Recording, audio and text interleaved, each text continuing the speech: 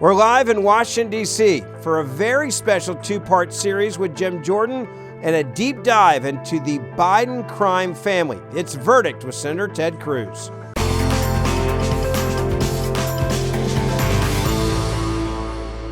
Welcome to Washington, D.C. Senator, nice to be here with you. Congressman Jim Jordan, our special guest. And I got to say, I know you and I have talked about this on the plane right up. This is going to be a really important podcast. It's going to be a two-part series that we're going to do. And we're going to take a big, deep breath, start back at the beginning, and so everyone can know where we are in this Biden crime family investigation.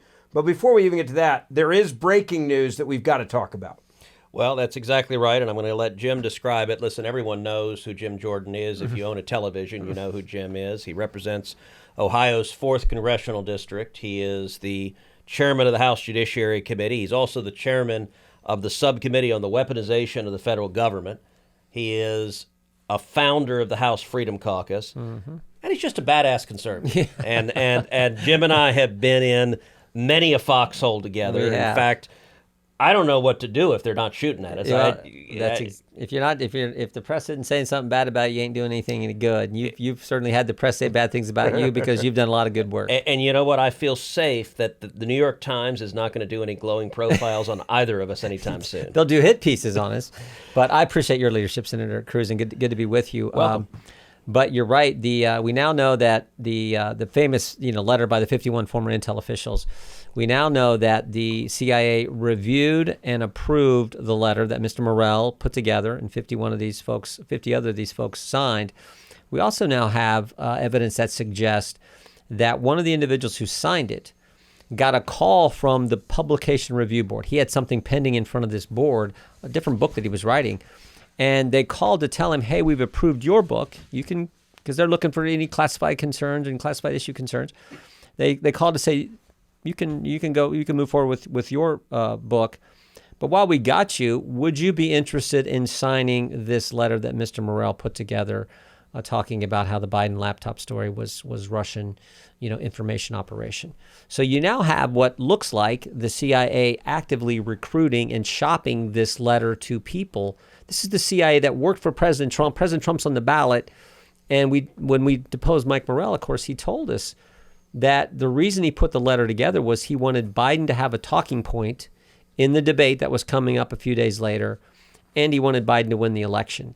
And of course, they put that all together. Yep. Joe Biden used it, and so much so that when the debate was over, the campaign called up Mike Morrell. Steve Ricchetti, the chair of the Biden campaign, called him up to thank him for putting it all together. And so you have this kind of coordination going on.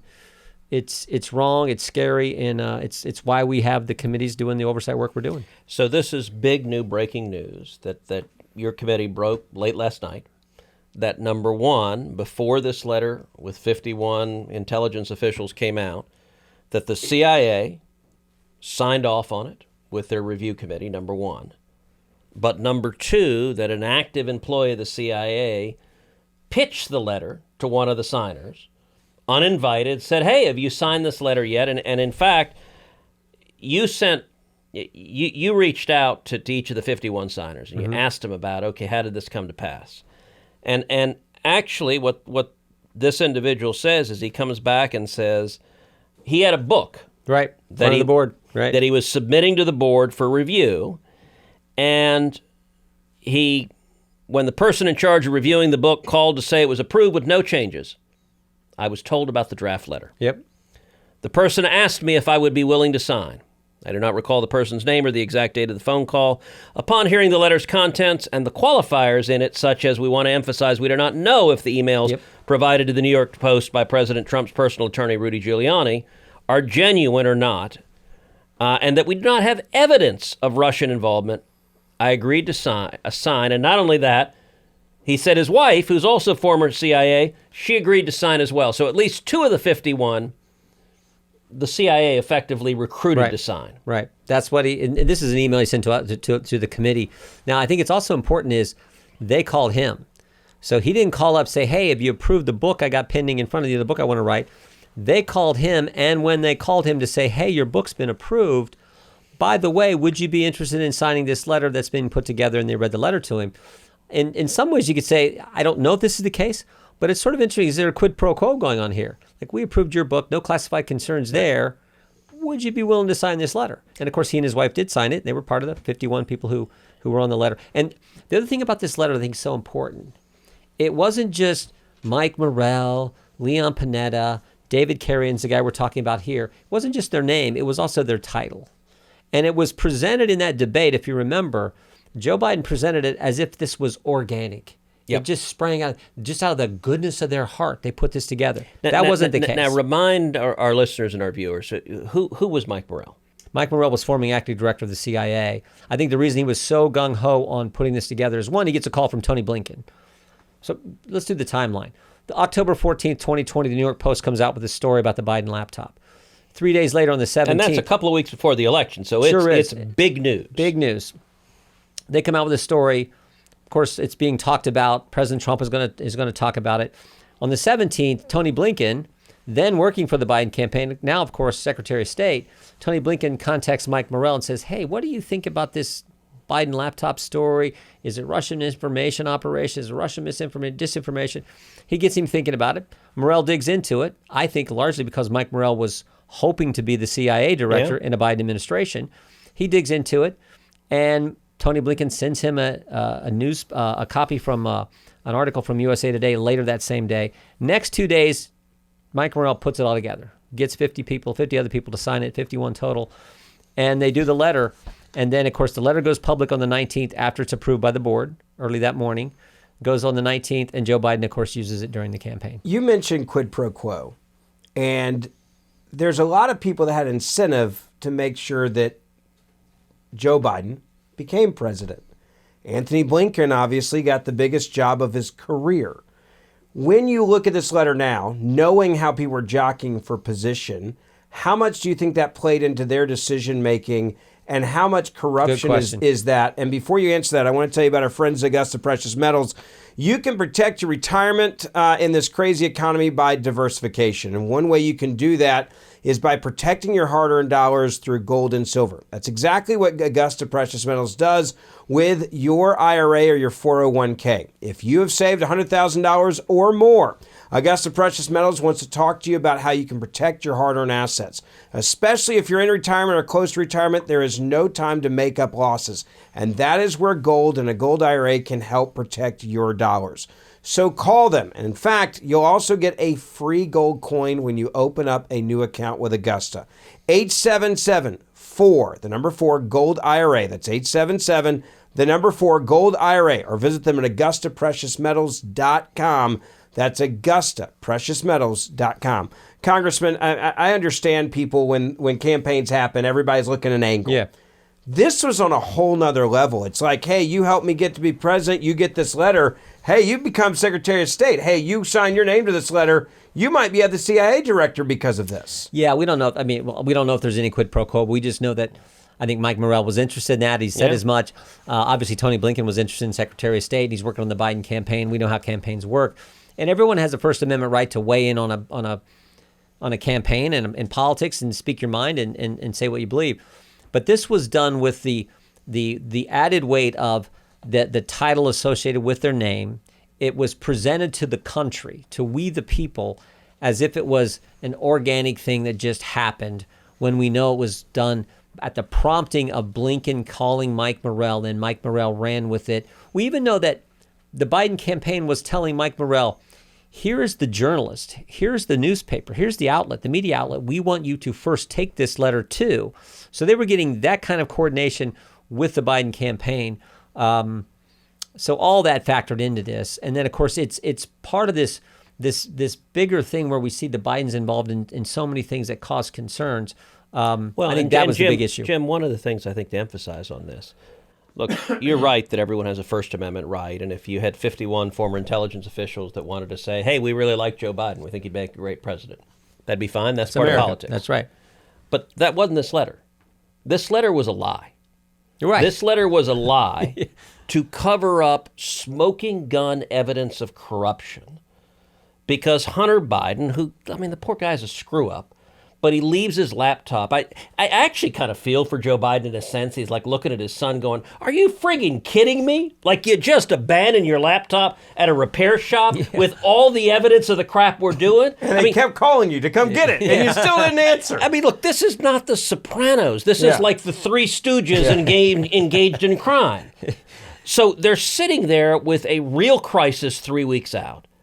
And so they engage in a lie. And this letter, one of the people who helped edit it was James Clapper, who was the director of national intelligence under Obama, who made an editorial suggestion. Yep, sure did. And he said, quote, I have one editorial suggestion for the letter. I think it would strengthen the verbiage if you say this has all of the classic earmarks of a Soviet-Russian information operation rather than the, quote, feel of a Russian operation. So it's just, initially it was just a feel, but then no. Earmarks. And here's the amazing thing. The federal government knew this was a lie. And in fact, the Department of Justice had taken physical possession of the laptop almost a year earlier, December 9th, 2019. December 2019, yeah, they had it. And in addition to doing this, they were what we've talked about before, pre-bunking the whole leak that they assumed was going to happen. So they had been leading up to this October timeframe. They had been telling Elvis Chan with the FBI had been telling the big tech companies, hey, be on the lookout for a hack and leak operation. Like we said, it's going to happen. So this is all part of this kind of choreographed deal that they put together. And I think, Senator, your point is so what they said in the letter wasn't accurate. It wasn't a Russian information operation. We now know that. Yeah, and even all the major press has indicated now that, oh yeah, you know what? It was actually legit. The emails were legit. What was on the laptop, the business, all legit. So and to be that's fair, the big thing. Some may have known it. Some may not have. Right. Like this guy who the CIA suggested, hey, you want to sign this letter? He's like, yeah, okay, sure. I hate the guy. Great. Yeah. Like some of them may just have been half-assed and willing to be political hacks. Every person who put their name on this should be embarrassed, but others deliberately lied. And by the way, interestingly enough, Mike Morrell testified. He was asked about, well, what do you think about a CIA official soliciting people to sign this? And he says, it's inappropriate for a currently serving staff officer or contractor to be involved in the political process. Yeah. Well, no kidding. No I was kidding. going to say, what is the rule? I mean, should the American people expect more from a human being working at the CIA than to be working basically on behalf of a political campaign? Of course. And is there any repercussions for this individual now that we know what happened? Well, of course, it's as inappropriate. And as the senator said, when we actually had Mike Morrell in for his interview, he said that this is entirely inappropriate. I think he even said, I have to go back and look at the transcript and look at our report, but I think he even said that might have changed my whole decision whether this letter ever happened or not, because it's so wrong for someone to be trying to shop and recruit people to sign on to something like this. The other fact that's in our report is we asked this of Mr. Morrell, because on the 19th, October 19th, 2020, when the letter comes out in that afternoon, earlier that morning, John Ratcliffe, Director of National Intelligence in the Trump administration, is doing an interview and he's asked about it. And he says on the interview, he says, it wasn't Russian disinformation. He's clear about it. I asked Mr. Morrell, I said, the day you put this out, earlier that morning, the head of ODNI, Mr. Ratcliffe said, wasn't Russian misinformation operation, disinformation at all. And I said, what do you have to say? And he basically said, we thought he was wrong, which to me is amazing. Like, so with no evidence. Yeah, we thought it had to be because we'd seen it before. Had all the the markings, all the earmarks, classic earmarks. They actually believed it, I think, in many ways. But it's funny that the arrogance that the guy in the government getting the information in real time, assessing the intelligence that they're gathering, says one thing, but the guys on the outside, so much smarter than think they're so much better, they reach a completely different conclusion and write the letter. It's like, go figure. But that's I think is kind of shows the how they view Republicans or the Trump administration. Well, but you know who didn't believe it? Number one, Hunter Biden didn't believe it. He knew damn well it was his laptop. Sure did. But number two, you know who didn't believe it? Joe Biden. And look, they're one of two scenarios.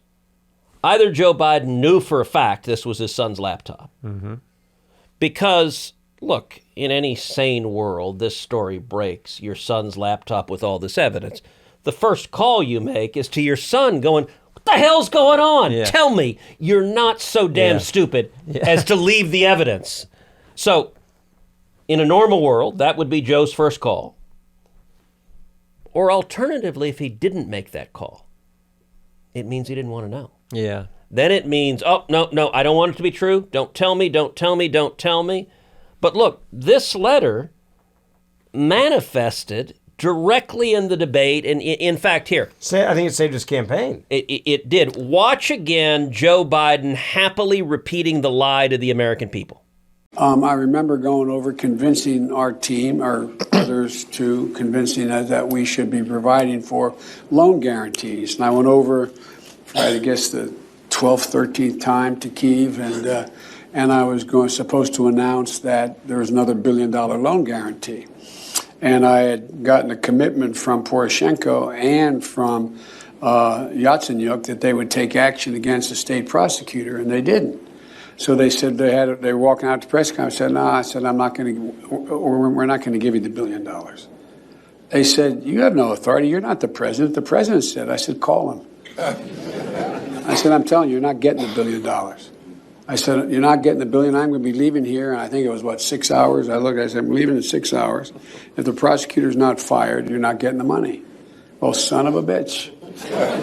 Got fired. And they put in place someone who was solid at the time.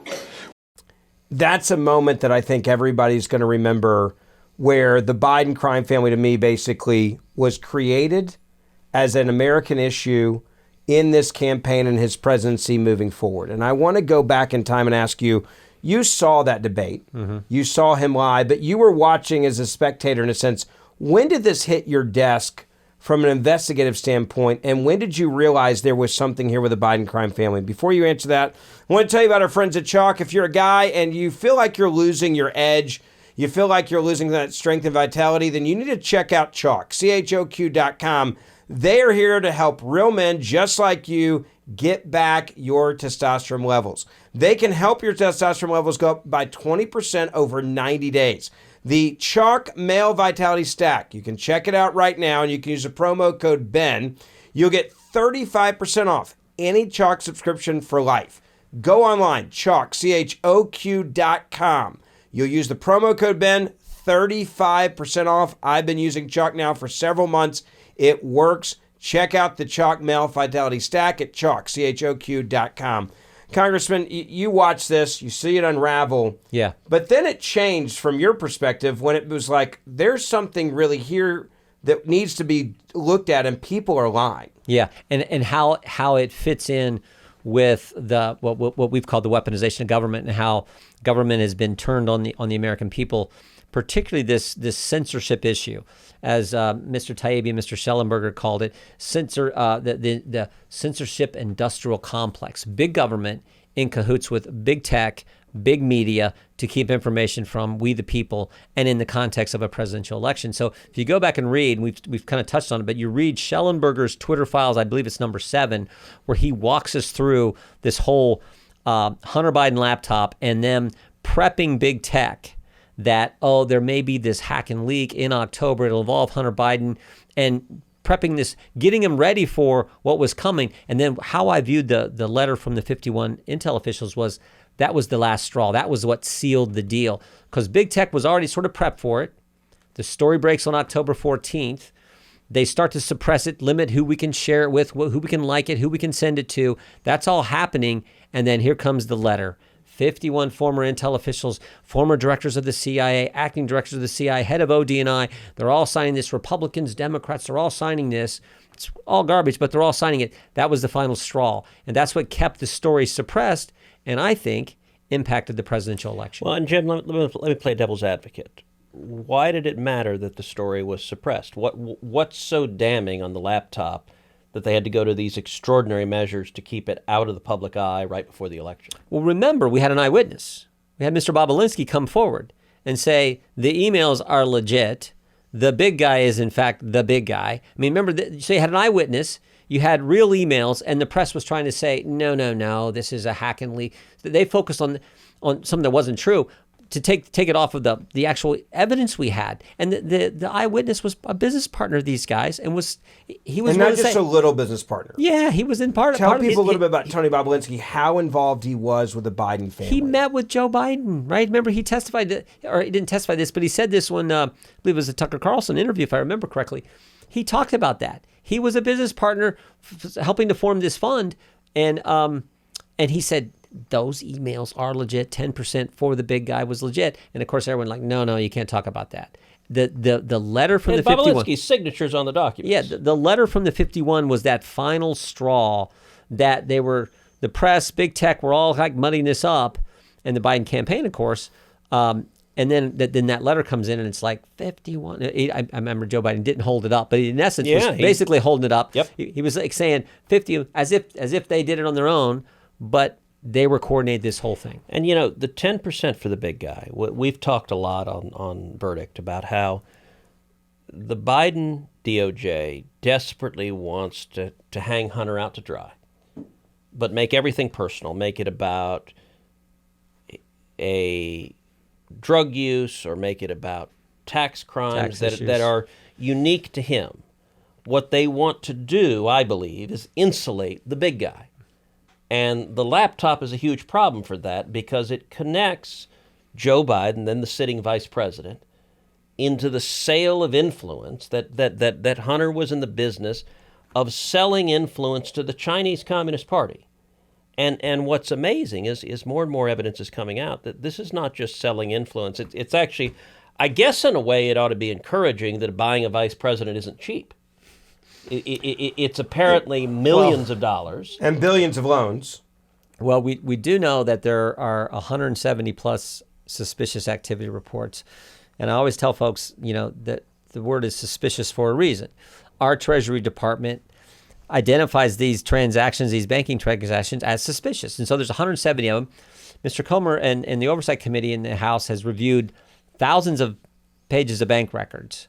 And we now know that there's over 20 LLCs that the Biden family formed, receiving millions of dollars from foreign entities. That money is being paid out to multiple members of the Biden family. Joe, Hunter, not Joe, but Joe's brother, Joe's son, Hunter, sister-in-law, daughter-in-law, I believe all receive money based on what we've seen in the suspicious activity reports and the banking records. The current account is up to 12 members of the Biden family? Maybe as high as 12. I think 9 is what the chairman has said.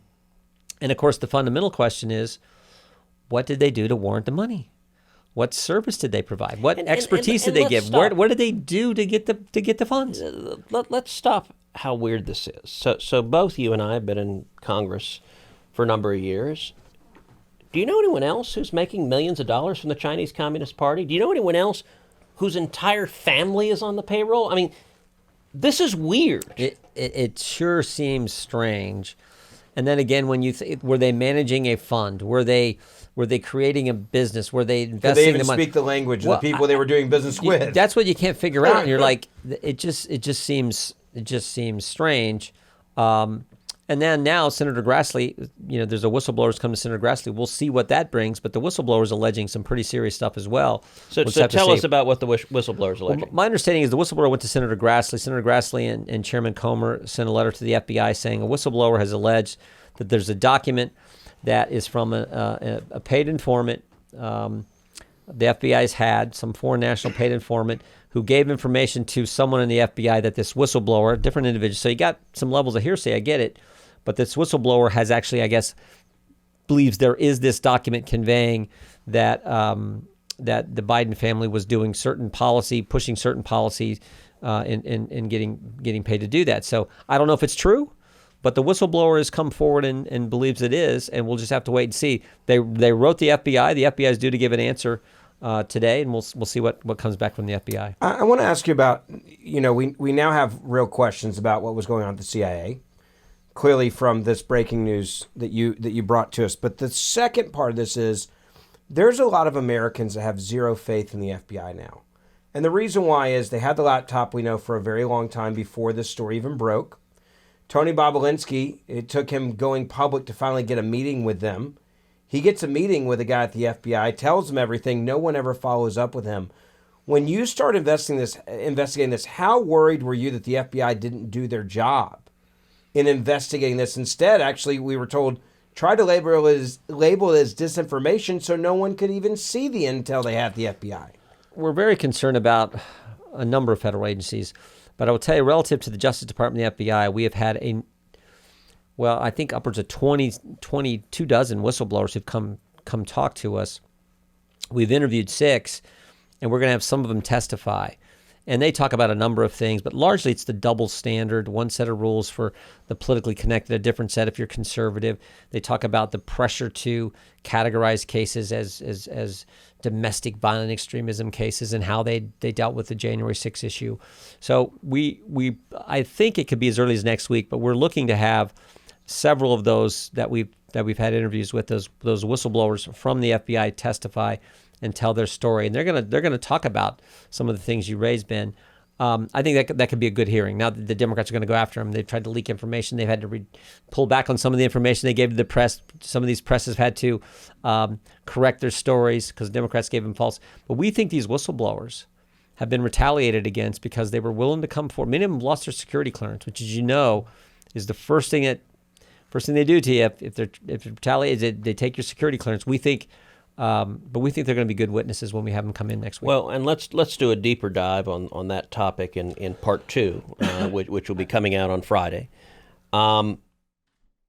Explain to me what you're focused on versus what Chairman Comer's focused on, and how you two are working together, because you're both driving different aspects of this investigation. Yeah, he is focused on the Biden family, business operation. The suspicious activity reports, that is totally Chairman Comer and the Oversight Committee. What we're doing in the Judiciary Committee is looking at this attack on the First Amendment, the Twitter files, the censorship industrial complex that Mr. Taibbi, Mr. Schellenberger, and then a host of other agencies that we think have been turned on the American people. You and I are working on the FTC. We know what the FTC did to Twitter. Yep. 13 letters, must buys Twitter, 13 letters harassing them. First letter after the first Twitter file comes out, first question in that letter is, who are the journalists you're talking to? They name 4 personally. 2 of them, Matt Taibbi and Michael Schellenberger, just happened to be testifying the day after we learned that that's what was going on at Twitter. And Taibbi gets raided by the IRS the day of his testimony. The day they're testifying in the committee, Democrats are asking them, who are your sources? Someone needs to give the Democrats a lecture on, how the First Amendment works in this great country. While they're asking them those kind of questions, trying to get them to divulge their sources, as you point out, Senator, the IRS was knocking on Matt Taibbi's door in his home in New Jersey. Now, have you ever seen that before? Have you ever seen the IRS go after a witness simultaneously with their testifying about wrongdoing from the federal government? Never seen it. And everyone, it's funny, I'm sure the same things happen to you. Anyone I tell that story to, no one thinks it's chance. No one thinks it's a coincidence. Everybody says that's intimidation. So that's what they were doing. Are these guys dumb, or are they that arrogant? Like, it actually would have been easy to wait a week and then raid him. But, to do it the day he's testifying, it shows you don't care. You don't care if you're caught. You're not trying to hide it. Expect in Russia or China. Yeah, it seems like it's just we're doing it because we can. That's what it seems like. Now, I guess there's a chance it's chance. It's it's just coincidence, but it sure doesn't seem that way. And it seems to me like we're doing it because we can, which is particularly frightening. Yep. When you think about the power of the federal government, the power of that agency. I mean, everyone fears the IRS. The IRS, you think what they can do? And now they got 87,000 more agents that we're trying to get rid of. So, that's a big concern. As we wrap up part 1, I do want to ask you one question, and it goes back to the big lie where I think all this started.